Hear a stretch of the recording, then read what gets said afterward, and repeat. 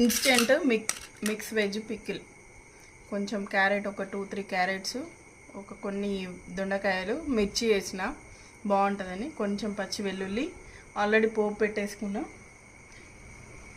ఇది వచ్చేసి జీలకర్ర, మెంతులు, ఆవాలు వేయించి పౌడర్ చేశాను.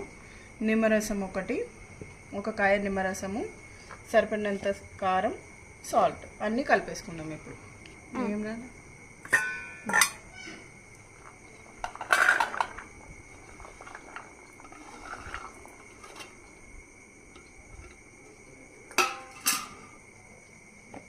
దీంట్లో ఒక 2 స్పూన్స్ సరిపోతుంది కారము, ఎందుకంటే మిర్చి కూడా ఉంది కాబట్టి.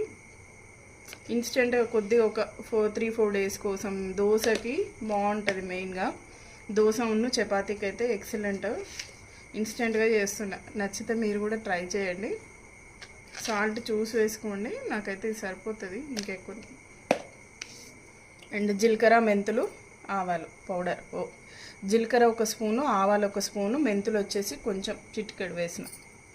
మంచిగా పౌడర్ వేసుకోవాలి. పచ్చి వెల్లుల్లి కూడా వేసుకున్నాం మనం, కొంచెం పోపులో కూడా వేసినాం.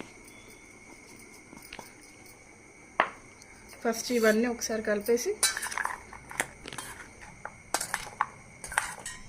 మొత్తం ఇవంతా కలిపేసినాం కదా. ఇప్పుడు నిమ్మరసం కూడా పోసేసుకుందాం.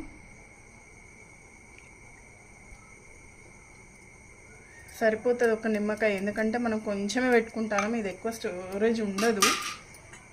ఏంటంటే మనకి ఇన్స్టెంట్గా కొంచెం తినాలి, ఇట్లా క్రంచిగా తినాలి అనుకున్నప్పుడు బాగుంటుంది. ఇప్పుడు ఇది కలిపినా కదా, ఒక 6-7 అవర్స్ వదిలేస్తే మనకి మంచిగా ముక్కకు అంతా పుల్లదనం పడుతుంది, బాగుంటుంది. ట్రై చేయండి మీరు కూడా. ఇన్స్టెంట్ ఫాస్ట్గా అయిపోతుంది ఇది. ఇంకే నూనె కూడా పోసేసుకొని కలుపుకోవడమే, అయిపోయింది. మనకి పికిల్ అనేది రెడీ అయిపోయింది. చట్నీ అనేది, పోపు మనం ఆల్రెడీ పెట్టేసుకొని కొంచెం చల్లారినాకనే కలుపుకోవాలి. రెడీ అయిపోయింది మనకి పికిల్, ఇన్స్టెంట్ పికిల్. చాలా బాగుంటుంది, ట్రై చేయండి మీరు కూడా. నచ్చితే ఒక లైక్ అయితే ఇవ్వండి. బాయ్.